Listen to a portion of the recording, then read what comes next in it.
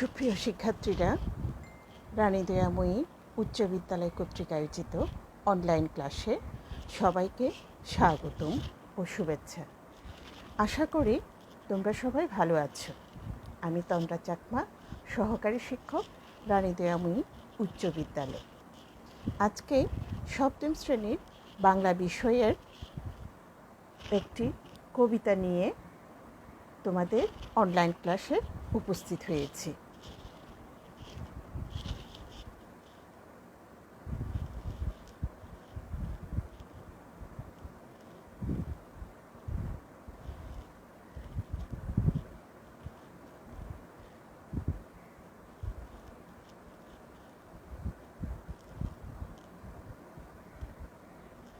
সুপ্রিয় শিক্ষার্থীরা, চিত্রের মানুষগুলো কোন শ্রেণীর পেশাজীবী দেখে একটু বলো তো দেখি, বলতে পারো কি না? আমি কিন্তু দেখতে পাচ্ছি শ্রমজীবী, পেশাজীবী এবং কুলি মজুর। তাহলে হ্যাঁ, এরা শ্রমিক ও কুলি মজুর। তাহলে শিক্ষার্থীরা, আজকের পাঠ কুলি মজুর। এই কুলি মজুর কবিতাটি লিখেছেন কাজী নজরুল ইসলাম। সুপ্রিয় শিক্ষার্থীরা, তোমরা কি জানো কাজী নজরুল ইসলামকে কোন কবি বলা হয়? জাতীয় কবি এবং বিদ্রোহী কবি বলা হয়। অর্থাৎ কাজী নজরুল ইসলাম আমাদের জাতীয় কবি এবং বিদ্রোহ কবি। তিনি যেখানে অন্যায় দেখেছেন সেখানে তিনি অন্যায়ের বিরুদ্ধে সোচ্চার, যার জন্য তাকে বলা হয় বিদ্রোহী কবি। তিনি গল্প, কবিতা, প্রবন্ধ লিখতেন এবং তার লেখনীর মাধ্যমে বিদ্রোহ প্রকাশ করেছেন। আমরা যে কবিতাটি পড়ব সে কবিতাটি কিন্তু আজকে সেই বিদ্রোহী কবিতা ধাঁচের। শিখন ফল। এই পাঠ শেষে শিক্ষার্থীরা যা জানতে পারবে, কবির জন্ম পরিচিতি সম্পর্কে লিখতে, পড়তে ও বলতে পারবে। নতুন শব্দের অর্থসহ বাক্য গঠন করতে পারবে। শ্রমজীবী মানুষকে কীভাবে শোষণ ও অত্যাচার করা হয় তা ব্যাখ্যা করতে পারবে। সুপ্রিয় শিক্ষার্থীরা, আজকে কুলি মজুর কবিতার যে তোমাদের পাঠ্য বইয়ে মূল ভাবটা আছে বা পাঠ পরিচিতিটা আছে, এটা একটু আমি বলি এবং পড়ি। কবিতাটি কাজী নজরুল ইসলামের সাম্যবাদী কাব্যগ্রন্থের অন্তর্গত। সুপ্রিয় শিক্ষার্থীরা, এই প্রশ্নটি কিন্তু অবশ্যই জ্ঞানমূলক অথবা বহু নির্বাচনী প্রশ্নের মধ্যে আসবে যে কাজী নজরুল ইসলামের কুলি মজুর কবিতাটি কোন কাব্যগ্রন্থ থেকে নেওয়া হয়েছে, অর্থাৎ সাম্যবাদী কাব্যগ্রন্থ থেকে নেওয়া হয়েছে।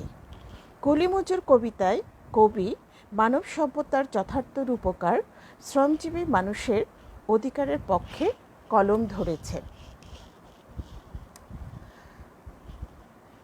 যুগ যুগ ধরে কুলি মজুরের মতো লক্ষ কোটি শ্রমজীবী মানুষের হাতে গড়ে উঠেছে মানব সভ্যতা। এদেরই অক্লান্ত শ্রমে ও ঘামে মোটর, জাহাজ, রেলগাড়ি চলছে। গড়ে উঠেছে দালানকোঠা, কলকারখানা।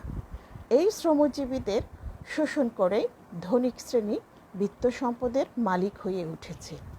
যুগ যুগ ধরে এই সমাজ ব্যবস্থায় কুলি মজুররাই সবচেয়ে বঞ্চিত ও উপেক্ষিত। এক শ্রেণীর হৃদয়হীন স্বার্থান্ত মানুষ এদের শ্রমের বিনিময়ে পাওয়া বিত্ত সম্পদের সবটুকুই ভোগ করছে, অথচ এদের তারা মানুষ হিসেবে গণ্য করতে নারাজ।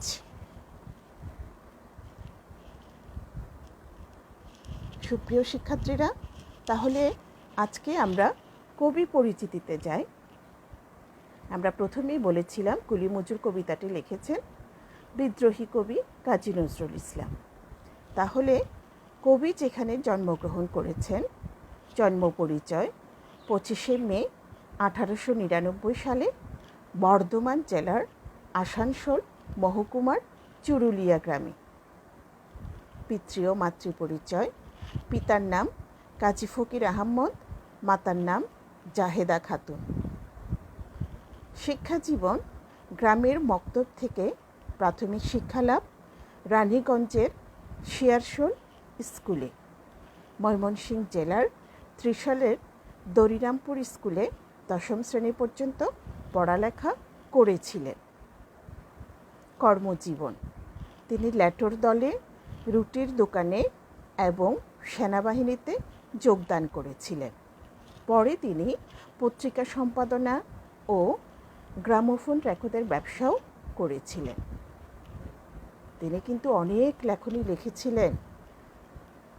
এবার কাব্যগ্রন্থ দেখি তিনি কোন কোন কাব্যগ্রন্থগুলো লিখেছেন।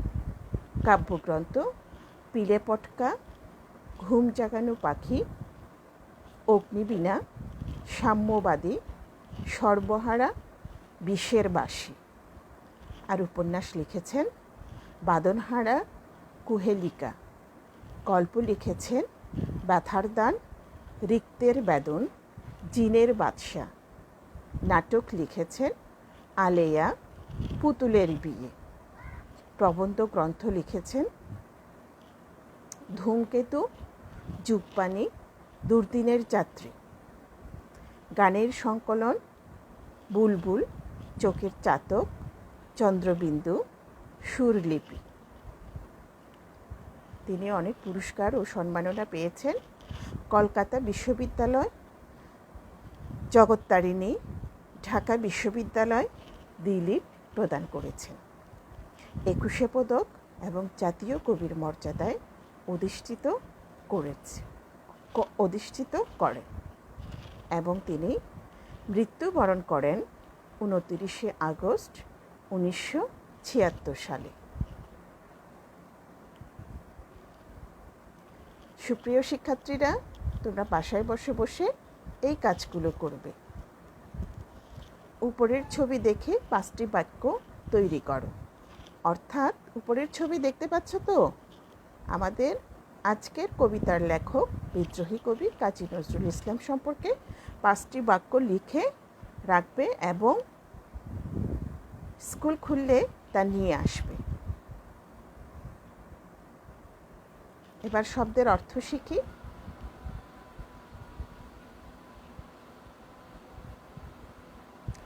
ঠুলি শব্দের অর্থ হচ্ছে চোখের উপর ঢাকনি। শাবল শব্দের অর্থ হচ্ছে লোহার তৈরি মাটি কুড়ার হাটিয়া। গাইতি শব্দের অর্থ হচ্ছে পাথর। আর বক্ষে শব্দের অর্থ হচ্ছে সাদা বুকে। পাঠ বিশ্লেষণে যাই। কুলি মজুর কবিতাটিকে লিখেছেন, সুপ্রিয় শিক্ষার্থীরা, বিদ্রোহী কবি কাজী নজরুল ইসলাম। পাঠ বিশ্লেষণে সব অংশ পড়াতে না পারলেও কিছু অংশ এখানে পড়াচ্ছি। দেখিনু সেদিন রেলে কুলি বলে এক বাবুসাব তারে ঠেলে দিলে নিচে ফেলে, চোখ ফেটে এলো জল, এমনই করিয়া কি জগৎ জুড়িয়া মার খাবি দুর্বল। অর্থাৎ সুপ্রিয় শিক্ষার্থীরা, তোমরা কি এখানে দেখতে পাচ্ছ? এক পাশে ছবিতে দেখা যাচ্ছে কুলি মজুররা রয়েছে, আর এক পাশে রয়েছে বিত্তবান লোক। তাহলে তিনি সেদিন রেল স্টেশনে গিয়েছেন। কে গিয়েছিলেন? কবি গিয়েছিলেন। তিনি দেখেছেন যে বাবুসাব কুলিকে ঠেলে ফেলে কোথায় ফেলে দিয়েছেন? মাটির নিচে ফেলে দিয়েছেন। তাহলে এই দৃশ্য দেখে কবি আবেগে আপ্লুত হয়ে চোখে জল এলো। এমনি করিয়া জগৎ জুড়িয়া মার খাবে দুর্বল। তো তিনি বলছেন যে এমন করে কি বিত্তবানদের কাছ থেকে দুর্বলেরা সবসময় মার খাবে?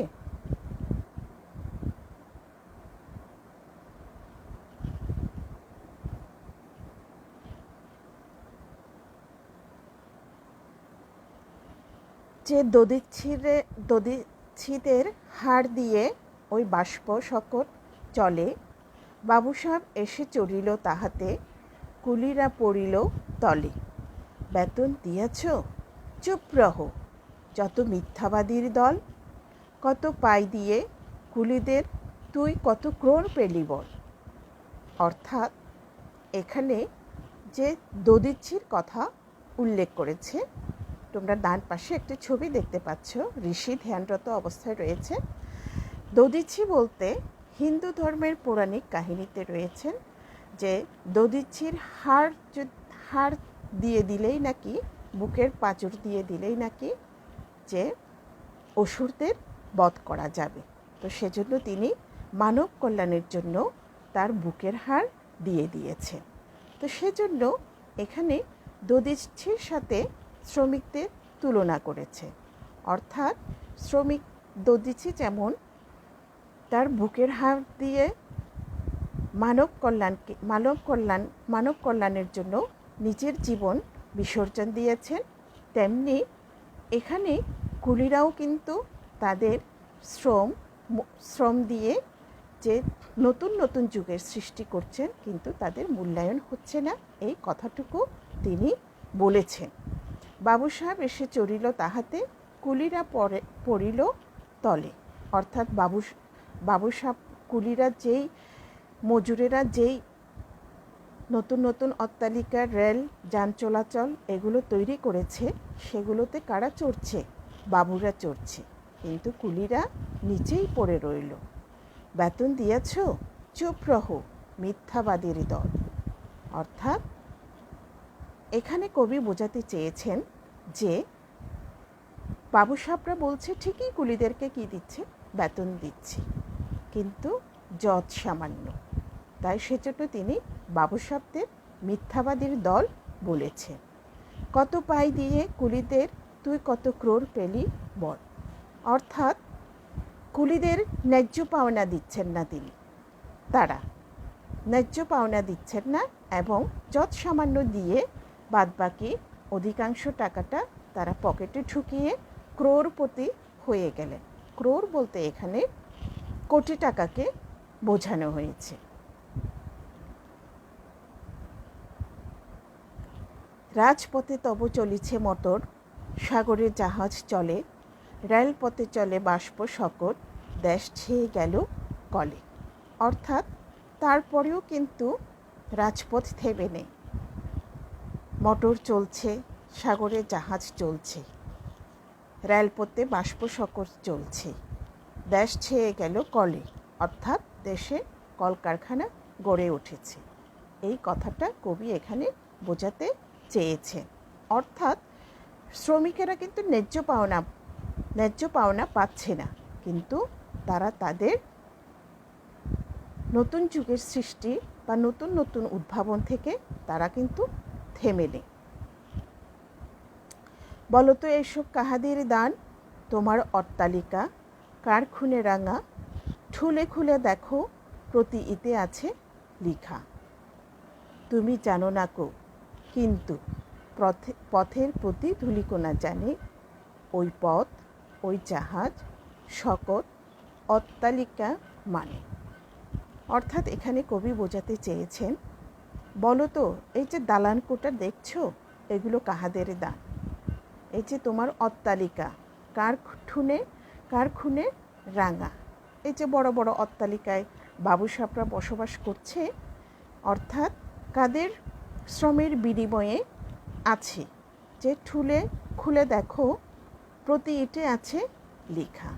অর্থাৎ দেয়ালের ইটগুলো ভেঙে দেখো, যে ওখানে প্রত্যেকটা ইটেই লেখা আছে কার শ্রমের বিনিময়ে এই দালান কোঠা গড়ে উঠেছে। তুমি জানো না কো, কিন্তু পথের প্রতি ধূলিকণা জানে। শুধু বলছে এখানে কে জানে না? বাবু সাহেবরা জানে না, কিন্তু পথের প্রতি ধূলিকণা জানে। এই যে ওই পথ, জাহাজ, শকট, অট্টালিকা মানে, অর্থাৎ ওই রাস্তা, ওই জাহাজ, শকট বলতে এখানে রেলপথকে বুঝিয়েছে বা ট্রেনকে বুঝিয়েছে। তাহলে এই যে যারা তৈরি করেছে তাদেরকে সেগুলোকে বোঝানো হয়েছে।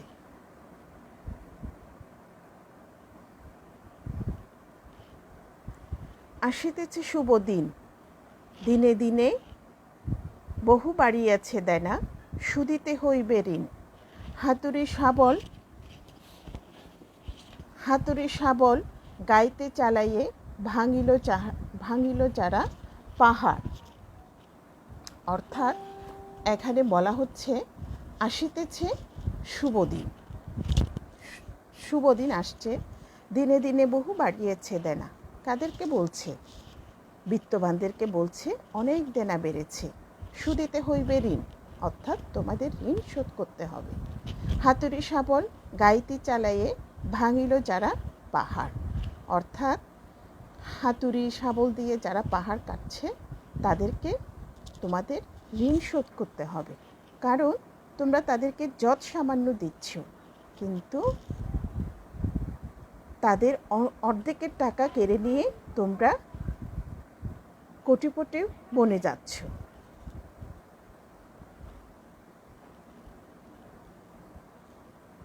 পাহাড় কাটা সে পথের দুপাশে পড়িয়া যাদের হাড়, তোমারে সেবিতে হইল যাহারা মজুর মুটে ও কুলি। তোমারে বহিতে যারা পবিত্র অঙ্গে লাগালো ধুলি, তারাই মানুষ তারাই দেবতা, গাহি তাহাদেরই গান। তাদের ব্যতীত বক্ষে পা ফেলে আসে নব উত্থান। অর্থাৎ কবি এখানেই বলেছেন তারাই মানুষ, তারাই দেবতা, যারা পাহাড় কেটে গাছ কেটে যাদের হাড় ভাঙা পরিশ্রম নিয়ে নগর সভ্যতার নতুন নতুন যুগের সৃষ্টি করেছে, তাদের কথাই বলেছে তারাই দেবতা, তারাই মানুষ। অর্থাৎ এখানে কিন্তু শ্রমিক মজুর হতো না। কেন শ্রমিক মজুর হচ্ছে? কারণ হচ্ছে বাবু সাহেবদের সেবা দানের জন্যই কিন্তু শ্রমিক মজুর হচ্ছে। তোমারে বহিতে যারা পবিত্র অঙ্গে লাগালো ধুলি, তারাই মানুষ তারাই দেবতা, গাহি তাহাদেরই গান। অর্থাৎ তোমাদের সেবার জন্য, বাবু সাহেবদের সেবার জন্য যারা গায়ে ধুলি মেখে অনেক কষ্ট করে আজকে নগর সভ্যতার নগরায়ন গড়ে তুলেছে, তাদেরই গান গেয়েছেন কবি। তাদের ব্যথিত বক্ষে পা ফেলে আসে নব উত্থান, অর্থাৎ তাদের বুকে ব্যথা, তারা তাদের প্রাপ্ত সম্মানটুকু পাচ্ছে না। তাদের বুকে ব্যথা ভরা পা ফেলে নব উত্থান, নতুন যুগের সূচনা করে সেখানে বাবুদের কিন্তু কোনো ভূমিকা নেই, তারাই তার সূচনা করে থাকে। কবি এখানে এই কথাটা বোঝাতে চেয়েছে। শিক্ষার্থী বন্ধুরা, তোমাদেরকে কিন্তু আমরা ক্লাসে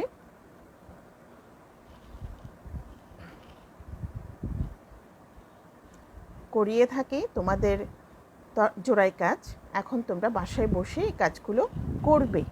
একটা ছোট্ট উদ্দীপক দেওয়া হয়েছে, উদ্দীপকটি পড়বে এবং 1 নং 2 নং প্রশ্নের উত্তর বই থেকে খুঁজে বের করবে। শফিক শ্রমজীবী মানুষের পক্ষে কথা বলে, তাই গার্মেন্টস ও অন্যান্য সেক্টরে শ্রমিকদের শোষণ করা হলে সে এগিয়ে যায় এবং তাদের পক্ষে কথা বলে, কিন্তু এর জন্য সে অনেকবার পুলিশ কর্তৃক নির্যাতিত হয়েছে, তাদের পক্ষে কথা বলতে ছাড়েনি। উদ্দীপককে শফিকের চরিত্রে কুলি মজুর কবিতার কোন চিত্রটি ফুটে উঠেছে? 1 নম্বর প্রশ্ন, খ নম্বর উত্তর শ্রমজীবী মানুষের প্রতি দরদ, খ নম্বর শ্রমজীবীদের প্রতি বিতৃষ্ণা, শ্রমজীবী মানুষের প্রতি অবজ্ঞা, শ্রমিক শ্রেণীর প্রতি অনীহা। তোমরা উত্তরগুলো খুঁজে বের করবে। 2 নম্বর প্রশ্ন, উদ্দীপক এবং কুলি মজুর কবিতায় শিক্ষণীয় দিক হলো মানবতা, সহানুভূতি, ন্যায্য অধিকার। নিচের কোনটি সঠিক? তাহলে শিক্ষার্থীরা তোমরা বাসায় বসে এই কাজগুলো করবে।